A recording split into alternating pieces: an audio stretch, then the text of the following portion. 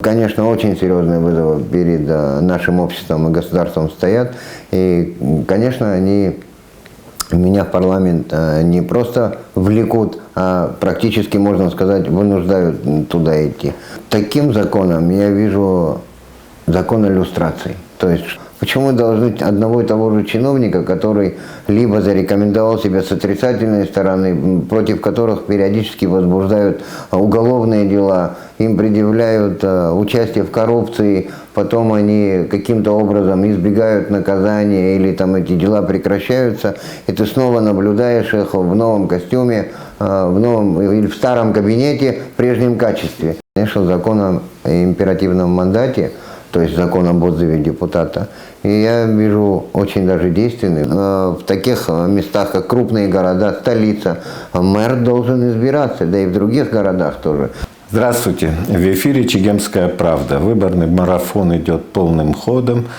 Несмотря на слишком серьезно осложнившуюся международную обстановку, тем не менее наши выборы, в общем-то, продолжаются. И сегодня мы знакомим вас с очередным кандидатом в депутаты Абхазского парламента Слашей Зухба. Он баллотируется по 7-му Схумскому избирательному округу.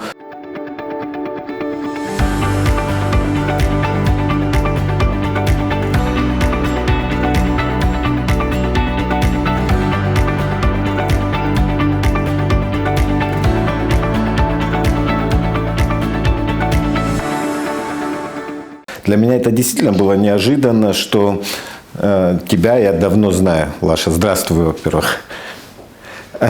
Тебя я давно знаю с раннего детства, то есть вот как себя помню, так и тебя помню, да, и твой жизненный путь, там, война, ранение тяжелое, учеба.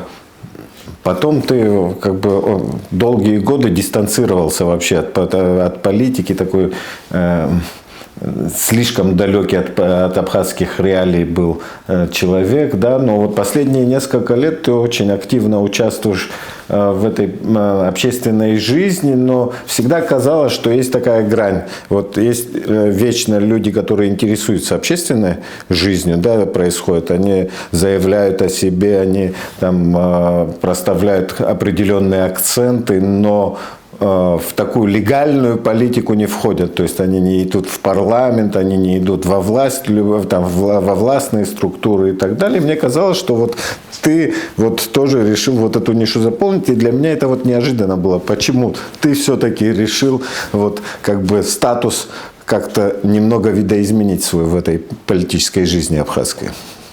Ну, здравствуйте, дорогие избиратели, здравствуйте, дорогие зрители. Здравствуй, Инал, мой стародавний друг. Ну и сразу перейду, попробую отвечать на твой вопрос. Правильно ты охарактеризовал, в принципе, мое отношение и участие в общественной и политической жизни страны. В процессе ответа на этот вопрос я раскрою его чуть-чуть глубже. И начну я с того, что мое участие непосредственно в общественно-политической жизни, конечно, является и мой приход, и желание пойти быть избранным в парламент, кажется закономерным, с одной стороны, но в то же самое время, учитывая какие-то некие провалы в видимой общественно-политической жизни, конечно, вызывает такой вопрос, который ты задал. Почему то ты есть, то тебя нету. Непосредственно я уже рассказывал в одном из своих интервью, что участие вот в такой общественно-политической жизни у меня началось после 2014 года. Но это не значит, что до 2014 года общественная и политическая жизнь в Абхазии мне была безинтересна, и я находился от нее на неком каком-то удалении. Далеко я от этого никогда не был. Вся общественно-политическая жизнь в стране и крутилась вокруг моей жизни, или точнее моя жизнь непосредственно крутилась вокруг общественно-политической жизни в Абхазии. Конечно, в свете всех этих событий поход мой в парламент является закономерным. Другое дело, что на протяжении последнего полугода, желание идти в парламент и не идти у меня носило, наверное, волнообразный такой скачковый характер. я то собирался, я то не собирался. Но в результате за последнее время вызовы, которые сегодня находятся перед абхазским обществом, перед абхазским народом и даже перед абхазским государством, окончательно меня утвердили в мысли, что в парламент, конечно, надо идти. О вызовах мы поговорим попозже. Я все-таки вот как бы более хочу структурированно выстроить наш разговор. Но вот ты видишь, все-таки у нас там мажоритарная система выборов, ты видишь, какие у нас кандидаты, ты так определяешь, там кто-то тянет, кто-то не тянет. И ты подспудно все-таки как бы смотришь, а с кем, если я вдруг попаду в этот парламент, с кем мне придется работать и решать вот эти проблемы, которые тебя сподвигнули баллотироваться в парламент. Вообще, для тебя как нынешняя система власти существующая, она способна адекватно отвечать вообще современной повестке дня, стоящего у абхазов? Ну, вопрос тоже очень интересный, и отвечу я на него так. Ну, конечно, в принципе, за все время непосредственно своей общественно-политической деятельности, это вот касательно, с кем я вижу, и для чего я иду в парламент, и что я хочу там делать, конечно, является, люди, главный вообще двигатель всего, что происходит, это, конечно, люди. И я часто в нашем обществе поддерживал, и сейчас поддерживаю, и в будущем тоже буду поддерживать определенных людей, тех, которых вижу способными нести какие-то перемены в наше общество, нести какие-то перемены. Стараюсь раскрывать молодых людей. Их приход в политику я всегда приветствую, потому что одной из своих задач я вижу формирование в нашем обществе новой, так скажем, возможно, это некой третьей силой, так называемой, потому что у нас общество разделено ровно пополам. Есть власть, провластно настроенные граждане и политики, и, соответственно, оппозиционно настроенные граждане, оппозиционно настроенные... И, с другой стороны, они не охвачивают весь спектр мнений, которые существуют в абхазском обществе. Совершенно верно. В свете этого всего спектра, конечно, можно говорить и о мажоритарной системе, и о партийной системе. Я вообще считаю, что наша власть сегодняшняя в Абхазии, с моей точки зрения, у нас вообще нету народовластия. То есть у нас власть сегодня живет сама по себе, а народ живет практически сам по себе. И, соответственно, складывается такая ситуация, которой мы потом удивляемся, что почему вот люди голосуют за муку, за бетон, там, за конфетку, за таблетку, как в песне говорится. Но на самом деле это не выражает интересов народа, потому что нет так называемого встречного движения. То есть сегодня люди выбирают депутата, они его избрали, и они по принципу паршивой овцы хоть шерсти клок.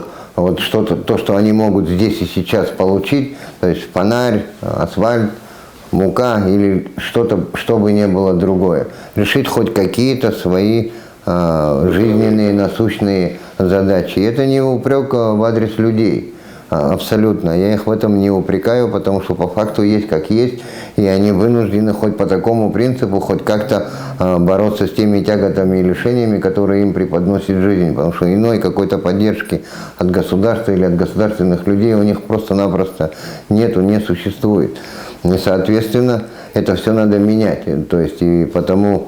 А как можно это менять? И изменить это можно только непосредственно, в первую очередь, в самом парламенте, в законодательной ветви власти. То есть нужно принимать какие-то определенные законы, нужно менять эту жизнь и менять сторону народовластия. Касательно системы выборов. Конечно, мажоритарная система не отражает полностью, не может охватить весь спектр всего населения Апсны. Всех граждан Апсны. Поэтому, конечно, переход к смешанной системе я вижу более продуктивным, который выражал бы интересы большей части граждан Абхазии.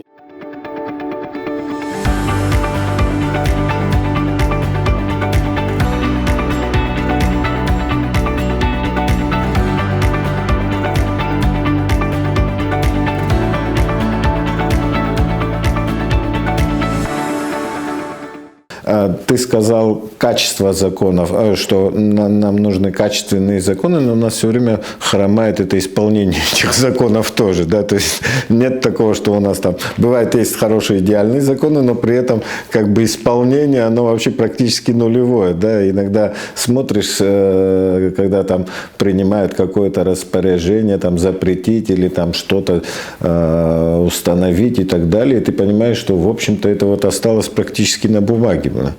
То есть это как бы так, это такие проблемы у нас существуют вот в контексте того же майнинга, да, сколько там запретительных, там последний раз пальцем махнули, да, кто не спрятался, я не виноват, но все-таки как проблема существовала, так и существует.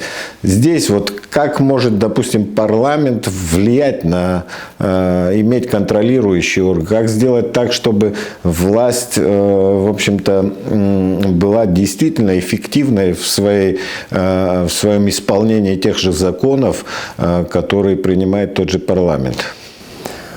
Ну, начну я с того, что, во-первых, у власти должно быть желание, воля для того, чтобы и понимание того, чего она хочет, и того, чего хотят граждане страны, то есть ее народ. Проблему я вижу не только, хотя это существенная проблема, у нас есть много законов, среди них есть много хороших законов, но ты правильно заметил, эти законы не исполняются или плохо исполняются. Конечно, это однозначная проблема, но помимо этого я считаю, что в парламенте еще и не хватает определенного ряда законов, и которые, в принципе, я и хотел бы, и собираюсь эти законы инициировать, и надеюсь, что даже в случае моего неизбрания, даже после того, как я сейчас поговорю об этих законах, они будут услышаны в обществе, потому что до сих пор про некоторые из них я вообще не слышал, чтобы кто-то говорил. Про некоторые слышал, но это единичные, где-то вот там на уровне Фейсбука, но не на уровне парламента. Наверное, Такие вызовы, которые стоят перед абхазским обществом, да, вот, или, по крайней мере, вот перед этим парламентом в эти предстоящие 5 лет. Давай начнем все-таки с вызовов. Вызовы, какими их вижу я, те вызовы, которые я считаю вызовами, это как раз то, что окончательно утвердило меня в своем желании идти в парламент. То есть непосредственно ряд заявлений президентских, которые были озвучены президентом нашей страны Аслан Георгиевичем Бжане, о дележке суверенитетом или о продаже недвижимости иностранцам, или о продаже энергетики. Ну, это, конечно, с моей точки зрения, очень серьезные вызовы, которые угрожают безопасности нашей страны, будущему нашего государства. Его делают неконкурентоспособным, лишают его даже без дележки какой-либо суверенитетом, уже лишают его суверенитета. Конечно, это серьезные, с моей точки зрения, вызовы, даже очень серьезные. Но помимо них, мы видим, какие реалии происходят вокруг нас. Существует огромное количество геополитических угроз. Мы видим, что происходит на Украине, мы видим, что происходит в Европе, мы видим, что происходит в мире в целом. Но, конечно, это очень серьезные вызовы. И с этой точки зрения, учитывая масштабы Абхазии, каковы мы по размеру и каков наш народ малочисленный, конечно, это очень серьезные вызовы. У нас была война отечественного народа Абхазии, война за нашу свободу, за нашу независимость, за создание собственного государства. И с учетом всей нашей истории, конечно, очень серьезные вызовы перед нашим обществом и государством стоят. И, конечно, они меня в парламент не просто влекут, а практически, можно сказать, вынуждают туда идти. Но теперь, наверное, как эти вызовы преодолевать и как можно с ними справляться, с этими вызовами, я бы их поделил на две части, то есть внешние и внутренние. И мне даже сложно сказать, какие из них более серьезные, внешние или внутренние, потому что мы изнутри разрываем сами себя тем, что вот когда у нас народ расколот на две части, условно говоря, на красных и белых, хотя здесь слово «красные» вовсе, наверное, неуместное, но чисто, чтобы обозначить противостояние. Начну непосредственно с внутренних. Народовластие, о котором я говорил чуть выше, у нас практически, с моей точки зрения, отсутствует напрочь. Никакого встречного движения у нас нету между избирателями и тем, кого они избирают, между властью и народом. Конечно, эту ситуацию надо ломать, менять или дополнять. То есть, как можно это сделать? Ну, что касается непосредственно депутатов, я вот видел в выступлении, задавался вопрос и из студии, или от граждан.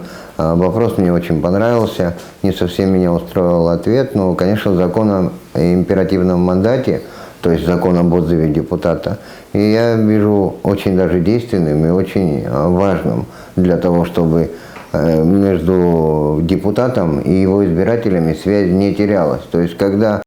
Что это в тонусе будет держать депутата? Конечно, я не просто считаю, я даже убежден в этом, потому что не может такого быть, когда знает депутат о том, что через, например, половину срока его деятельности мы в маленьком обществе живем, в маленькой стране живем, а тем более на уровне одного округа, это еще более меньшее количество людей, где все прекрасно друг друга знают. И даже отнесись с невниманием к одному своему избирателю, это создаст отрицательный резонанс уже вокруг него, соответственно, появились такие случаи во втором, в третьем разе. Конечно, восстает существенная угроза для того, чтобы через половину срока его депутатской деятельности граждане округа его просто отозвали. Но с другой стороны, вдруг, допустим, смотри, там депутат, попал человек в парламент, и он не согласен с реальностью, бывает с повесткой, бывает идет против течения, удобного течения, да, и там против каких-то очень сомнительных вещей выступает человек, и найти там, допустим, механизмы, там исполнительная власть и так далее, они могут спокойно найти механизмы, инициировать вот такого рода действия по отзыву его. Не станет ли это вот такой проблемой для того, чтобы у депутата вот этот стержень был, да, чтобы он как бы думал действительно о процессе, да, что не думая, что там его там вдруг отзовут. Ну, во-первых, думать об этом надо в любом случае. И если депутат не готов в своей деятельности, законотворческой деятельности, своей депутатской деятельности идти по бездорожью, грубо говоря, против течения, против власти, вообще, с моей точки зрения, в парламенте делать нечего. Он должен быть готов ко всем вызовам и угрозам, которые существуют, а занять удобную позицию и для того, чтобы... Во-вторых, у депутатов существует неприкосновенность, которая эти угрозы с них снимает, а его взаимоотношения с его избирателями, это как раз взаимоотношения его и его избирателей. И так что в этой связи они абсолютно ему помехой не являются. Другое дело, что если он идет против власти, нужна ли ему неприкосновенность или нет, или не только против власти, там, против вообще любых угроз, в том числе и против власти, неприкосновенностью он обладает. И эта неприкосновенность его защищает. Но еще раз повторюсь, депутат должен быть готов к любой борьбе. Он должен отстаивать в первую очередь интересы своих избирателей, граждан нашей страны, граждан, жителей своего округа. И для этого он, в принципе, в парламент и идет. Конечно, я считаю, что императивный мандат нужен, и это дает возможность обратной связи, встречного движения между и избирателями, и его избранником, их избранником.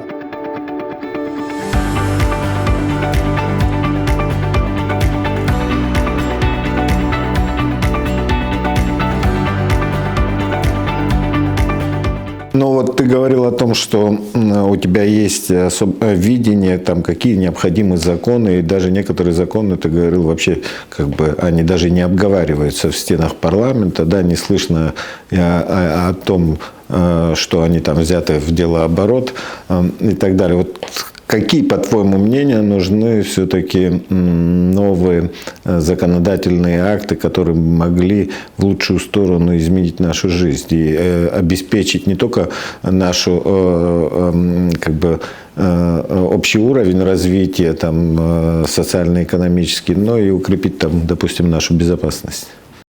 Ну, я вижу таким законом, я вижу закон иллюстраций. То есть, чтобы было понятно зрителям, так называемый закон о бывших.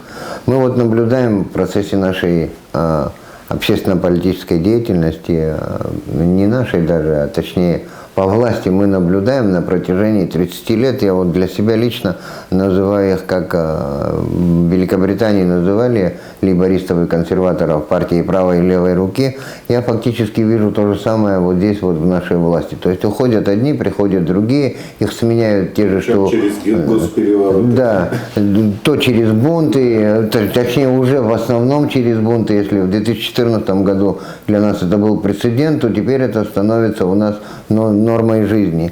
И, конечно, и все это видят, не только я. Поэтому закон иллюстрации, так называемый закон о бывших, который существует в ряде стран Европы, даже в такой стране, как Румыния, такой закон есть, ничто не мешает принять нам такой закон. То есть, что он означает? Даже президента мы выбираем, скажем, на 2 срока. Почему должны одного и того же чиновника, который либо зарекомендовал себя с отрицательной стороны, против которых периодически возбуждают уголовные дела, им предъявляют участие в коррупции, потом они каким-то образом избегают наказания или там эти дела прекращаются, и ты снова наблюдаешь их в новом костюме, в новом или в старом кабинете в прежнем качестве.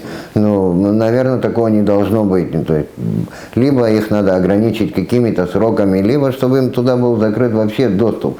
Если чиновник, либо любой другой госслужащий себя не зарекомендовал никак своим бездействием, равно каким-то отрицательным действием, чтобы он просто не мог находиться на госслужбе и в органах государственной власти. Это очень даже хорошо будет держать их в тонусе. Это если что, вот, допустим, если против него были выдвинуты какие-то обвинения, да, и там был там суд разбирался в этом, там ему что-то даже условно что-то дали. Ты в этом контексте говоришь? В этом контексте. И помимо этого я еще говорил такое слово, равно как и бездействие. То есть, если с точки зрения, ну вот никакой. Но здесь же упирается все дело в юридическую все-таки плоскость.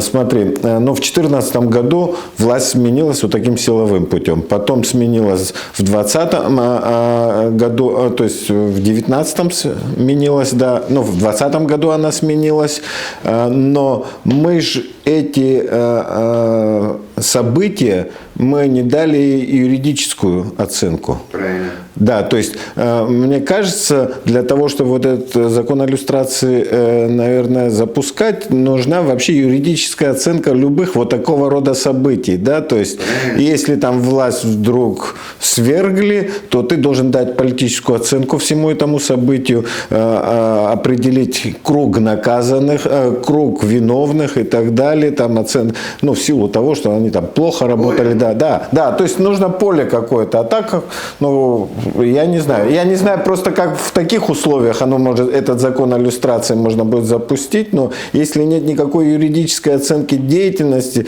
ну что ты спросишь чиновника, он скажет, да, государство в принципе против меня никаких проблем не предъявлено. Да. То есть, если нету не конкретно, если чиновник или госслужащий, если он, скажем, против него не возбуждено никаких уголовных дел, и он не привлекался никакой уголовной ответственности, или не был фигурантом таких дел, но при этом он является никакой, его все равно надо ограничивать. То есть ограничивать сроками. Я же говорил, что президента выбираем мы на 2 срока. А почему министра какого-то должны выбрать, и он пожизненно там должен быть? Или на одном кресле, или с одного в другое, то есть как будто он заново переродился, отсюда перекочевал в другой кабинет, и мы наблюдаем. Если вдруг он эффективный? Если эффективный, дай Бог ему здоровья, пускай работает и трудится на благо. Должна быть тоже все-таки оценка, любая регулярная должна быть оценка деятельности того или иного чиновника, наверное. Совершенно верно. И какие-то реальные, в реальных цифрах, показателях и так далее, это должно быть зафиксировано. Это все как раз и несет с собой закон иллюстрации. Это и есть такой закон, который, с моей точки зрения, возможно, дает нам, гражданам, людям влиять на органы государственной власти, на государственных чиновников и на государственных служащих, на власть в целом. Но ты сейчас обозначил там и императивный мандат, и закон о иллюстрации, ты все-таки так обозначил такие некие пугало для чиновников, которые их бы взбадривали периодически, держали бы их в тонусе. Но, тем не менее, есть все-таки такая определенная повестка абхазская, которая она так или иначе всегда фигурирует в нашей политической жизни, всегда является таким предметом бурных споров. И у тебя в том числе, да, эта позиция, она регулярно фиксируется, да, некоторые там обычно пытаются избегать, да, и нашим, и вашим так хвостом повилять, но у тебя там, допустим, четкая позиция по вопросам продажи недвижимости иностранцам, точнее снятия, ты противник снятия этого запрета, да, этого табу. Вот я хотел бы, наверное, и вот ты зафиксировал и денационализация, у тебя есть своя позиция по денационализации энергетического сектора экономики. Я бы хотел бы все-таки, вот ты как-то более, чуть-чуть широко сформулировал, почему. Ну, я с удовольствием отвечу на этот вопрос, потому что он входит в те непосредственно ключевые разногласия, которые привели меня на сегодняшний день вновь к оппозиционной деятельности. И это я не знаю, кто мне прописал такую оппозиционную деятельность. Я считал, что я с ней уже покончил, по крайней мере, 2 года назад, и решил, что я уже все, глухой пенсионер, и возврата в политическую жизнь у меня нету, но тем не менее сложилось, как сложилось. Это один, конечно, из этих вопросов ключевых, и что делает его ключевым? В том, что недвижимость покупается и продается, и на первичных, вторичных и даже третичных рынках, для меня в этом совершенно ничего необычного нету. Да, и если я, например, в теории могу покупать недвижимость в какой-то другой стране, что мешает покупать недвижимость, казалось бы, и продавать ее у нас? Но какие угрозы это несет нам? Во-первых, у нас покупка, приобретение, продажа недвижимости не развязана с вопросами гражданства. Я не считаю, что недвижимость нельзя продавать априори вообще, ни при каких обстоятельствах и ни при каких условиях. Но надо снять те риски, которые стоят перед нашим народом, перед нашим государством. Почему мы этого так боимся и почему мы этого так не хотим? Мы не хотим оказаться на своей родине, на своей земле опять малочисленным каким-то народом, который не может ни путем голосования, ни любым другим путем оказаться в меньшинстве и оказаться у себя дома не хозяевами. Естественно, во-первых, надо понимать, что у нас есть, чем мы торгуем, что мы собираемся продавать, что мы собираемся покупать. Что мы собираемся за это получить, в конце концов. И не говоря уже о том, что то, что мы получим, куда оно пойдет, это то, что мы получим. Как это отразится непосредственно на моем личном кошельке, на моей социалке, на моей жизни, на жизни моих детей, на жизни наших граждан. Там, где нет четкой инвентаризации, там, где нет четкого разграничения между теми, кто покупает и продает недвижимость, как они будут получать гражданство, как они получают сейчас, в этой вакханалии, в этом юридическом хаосе остается быть только убежденным противником продажи недвижимости. До тех пор, пока не будут разрешены и сняты все вот эти проблемы. Еще есть, отсутствует и земельный кадастр и так далее. Да. За землю я вообще это отдельно. Да, ну эти дома где-то надо строить, и при том, что запрет еще существует, тем не менее видно, что у нас уже и в парковые, и в красные там заповедные зоны уже залезли, там люди строят. Конечно. И так далее. И, конечно, если вдруг снять вот в такой же ситуации, мне кажется, это будет катастрофа.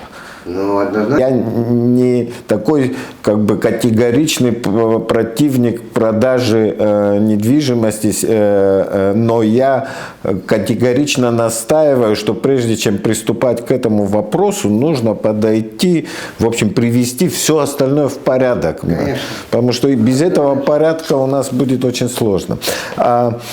Все-таки, Лаша, но мы говорим там, что нельзя, как бы государство говорит, ну, знаете, ну, нельзя как бы все это оставлять как есть, у нас как бы ресурсов нет, это касается и энергетической отрасли, где, в общем-то, объясняется позиция, что ее надо денационализировать и допустить сюда иностранный капитал, в том, что у нас средств нет, то есть и так далее. Но все-таки есть ли у нас какие-то возможности вот это все сделать за свой счет? Где эти резервы, на твой взгляд?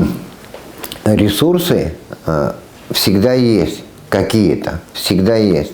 Тех, которых нету, надо изыскивать. И, конечно, это уже касается не законотворческой деятельности, немножко это касается более исполнительной власти. Но касательно энергетики хотел бы тоже поговорить немножко более, как бы скажем так, широко. Я знаком и писал о возможном энергетическом кризисе уже не 1 год, много лет назад, как минимум 4 года я об этом пишу. И вопрос этот знаком мне еще с прохождения в парламенте при прошлой власти. И мне знакомы проекты, при которых должны были сети передаться некому инвестору, там на разных условиях, вплоть до того, что должны были образовываться. Я не удивлюсь, если мы это услышим в ближайшее время вновь, о том, что по количеству 7 районов в Абхазии будет на распределительных сетях находиться 7 компаний, учредителями которых будут там 50 на 50 или может по какому-то иному там раскладу абхазская сторона и некая другая сторона, еще и другие варианты. Но для начала начнем с того, что вот у нас нет света, и часто нету света, выключается свет, мы знаем проблему майнинга, и часто стоит вопрос о том, что вот у нас пришли в негодность сети.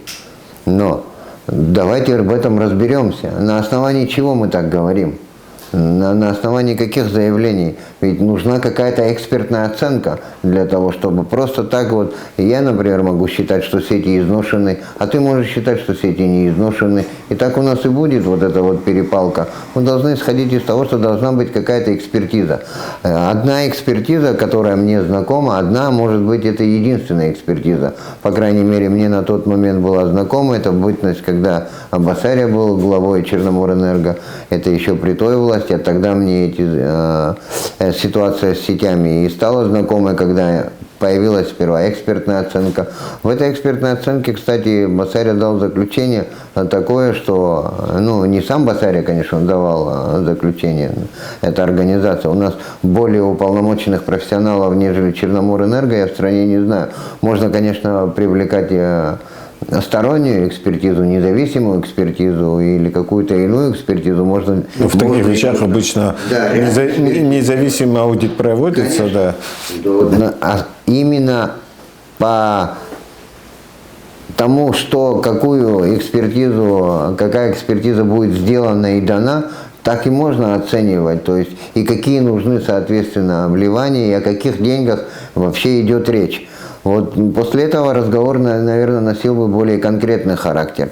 Касательно того, как можно выходить и где находить ресурсы для того, чтобы не было денационализации экономики, я считаю, что мы вообще живем в богатейшем краю во всех смыслах этого слова. У нас не хватает только разума или воли, точнее, не то что разума. В стране полным-полно людей, которые предлагают разные варианты генерации электроэнергии. У нас какого угодно, из всех возможных в теории видов, все они у нас присутствуют в избытке. Если речь идет о солнечной энергии, если речь идет о гидроэнергетике, если речь идет о ветряной энергетике, любой из этих видов нам подходит. То есть и до того, как Ингургес был построен и введен в эксплуатацию, у нас существовала сеть, то, что сейчас называются перепадными, которые... Малые ГЭС были на... Малые ГЭС, и Сухом ГЭС, и там, начиная от Цандрипша и кончая там... Совершенно верно. То есть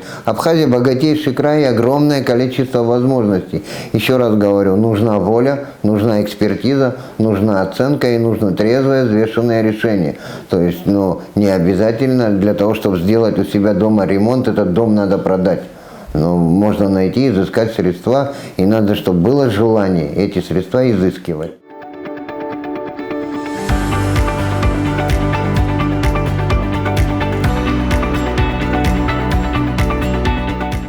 Мне кажется, все-таки проблема, у нас огромная проблема в администрировании. Она существует, и от этого никуда не денешься. Я думаю, и сам законодательный орган так или иначе должен какие-то механизмы контроля или более эффективной работы исполнительной власти законодательно, может быть, как-то закрепить. Но, с другой стороны, без политической воли, без желания, единого желания всей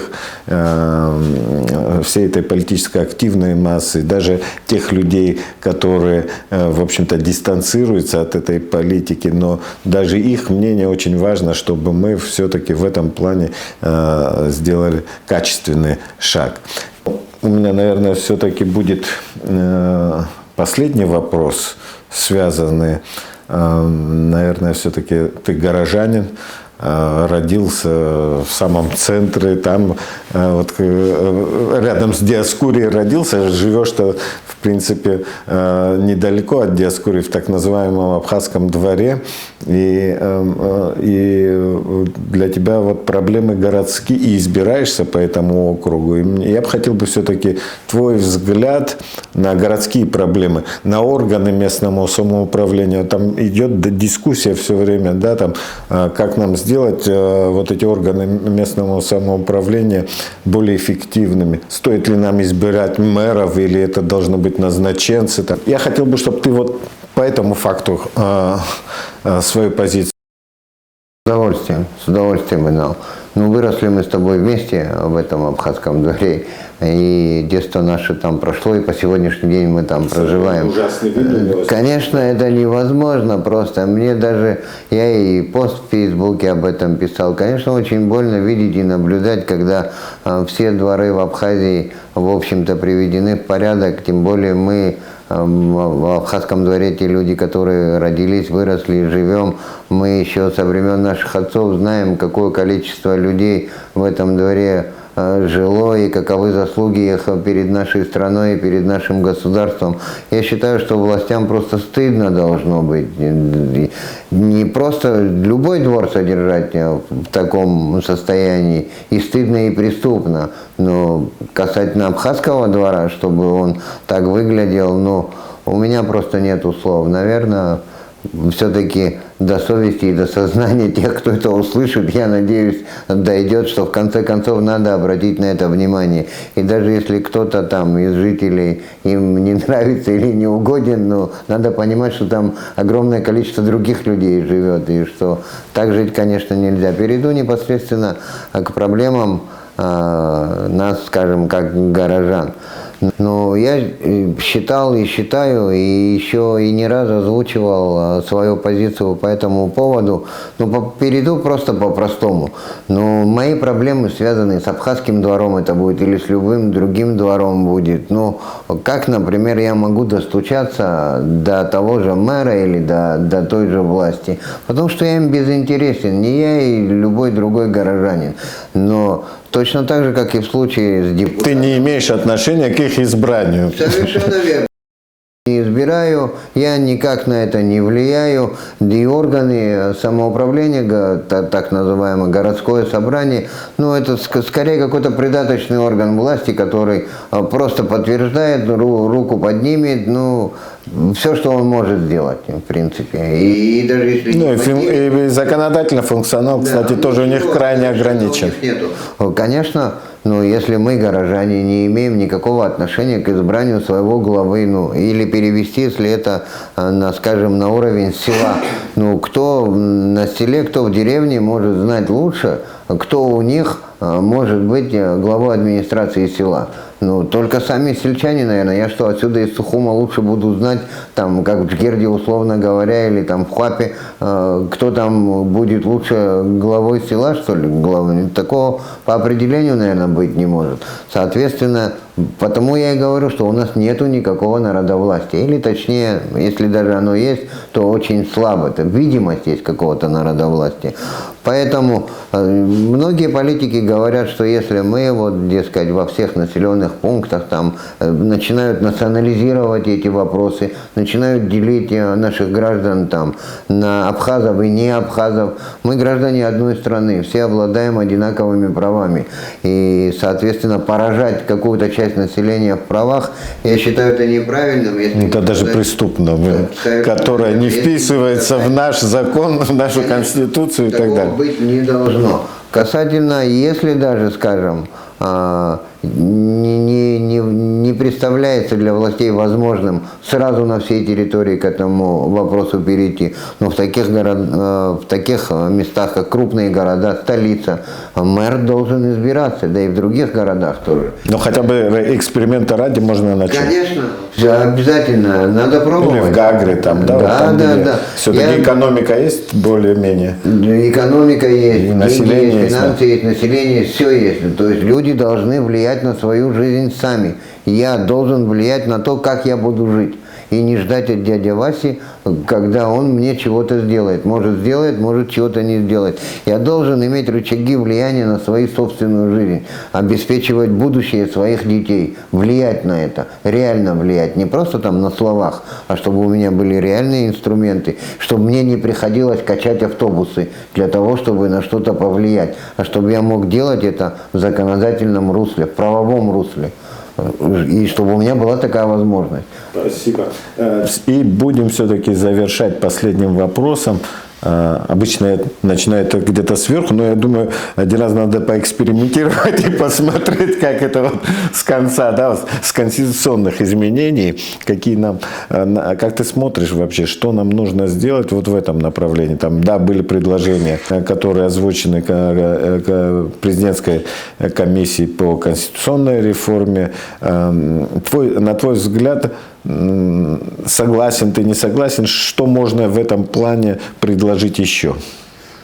Ну, это как раз в свете этой конституционной реформы я бы сказал еще за один вопрос, который имеет прямое отношение к народовластию с моей точки зрения, и который тоже не озвучивается или очень мало озвучивается, если даже озвучивается, то не озвучивается в органах государственной власти, а озвучивается на гражданском уровне, на общечеловеческом, так скажем, и которое я встречаю редко, но в соцсетях.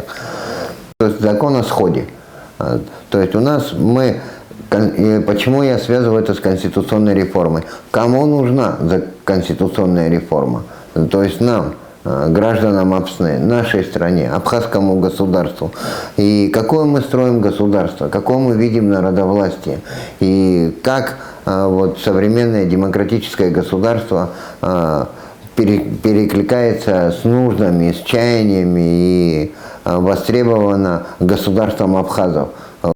Естественно, как мы жили, и наши угрозы перед нашим народом и нашим государством, они никогда не пропадали на протяжении тысячелетий. Мы один из древнейших народов на планете Земля, которые на сегодняшний день есть, которые могут похвастаться такой своей историей. И я считаю, что вот наша внутренняя система управления, которая могла со всеми этими вызовами справляться, это как раз был наш абхазский сход, который сход являлся народным сходом, сходом там, районным, сход села, и каковы внутренние структуры этого схода, как мы собирались, как мы обсуждали, как мы решали все те насущные проблемы. Конечно, это должно найти отражение в нашей сегодняшней жизни, когда нам прибегать к этим институтам, народным институтам, но сколько нам их надо закрепить законодательно, придать им законную базу. И в этой связи встает вопрос о конституционной реформе. Нужна нам конституционная реформа или не нужна? Ну, конституционная реформа, я считаю, нам нужна. Конечно, у нас все три ветви власти находятся в дисбалансе. Они, можно сказать, живут сами по себе. Законодательная отдельно, судебная отдельно, исполнительная отдельно. Или их взаимодействие является не таковым, каковым хотелось бы, чтобы оно являлось. Но в некоторых случаях я слышу, что у нас не хватает полномочий президенту, но при том, что наша Конституция принималась в 1994 году и была написана под сильнейшего лидера абхазского, под президента. С очень широкими С полномочиями. очень широкими, практически неограниченными, можно сказать, в современном демократическом мире полномочиями. Говорить о том, чтобы президенту нужны еще какие-то дополнительные полномочия, ну, с моей точки зрения, это вообще несерьезно. Но с точки зрения того, чтобы, например, придать парламенту функции не только контроля, а функции, чтобы он мог непосредственно принимать решения, чтобы его решения не носили рекомендательный характер, а для того, чтобы они имели реально полноту власти. В этом смысле, конечно, да, я за то, чтобы было перераспределение полномочий.